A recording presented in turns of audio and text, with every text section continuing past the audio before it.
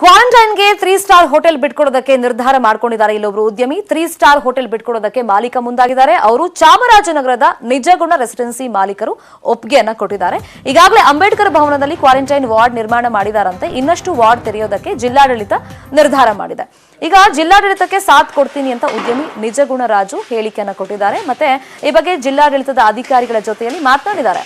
32 ಕೊಠಡಿಗಳನ್ನ quarantine ward ಮಾಡಿ ಅಂತ ಈಗ ಒಪ್ಪಿಗೆ ಕೊಟ್ಟಿದ್ದಾರೆ. ಅಗತ್ಯ ಬಿದ್ದರೆ ಗುಂಡ್ಲುಪೇಟೆಯಲ್ಲೂ ಕೂಡ ರೆಸಾರ್ಟ್ ಇದೆ, ಅದನ್ನು ಕೂಡ ನಾನು ಬಿಟ್ಕೊಡೋದಕ್ಕೆ ರೆಡಿ ಇದ್ದೀನಿ ಅಂತ ಜಿಲ್ಲಾಧಿಕಾರಿ ಮತ್ತೆ ಉಸ್ತುವಾರಿ ಸಚಿವರಿಗೆ ಪತ್ರವನ್ನ ಈ ಉದ್ಯಮಿ ಬರೆದಿದ್ದಾರೆ.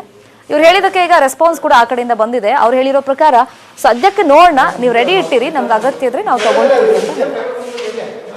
ಇಡೀ ದೇಶ ಕೋವಿಡ್-19 ವೈರಸ್ನಿಂದ ಬಹಳ ಸಂಕಷ್ಟದಲ್ಲಿದೆ.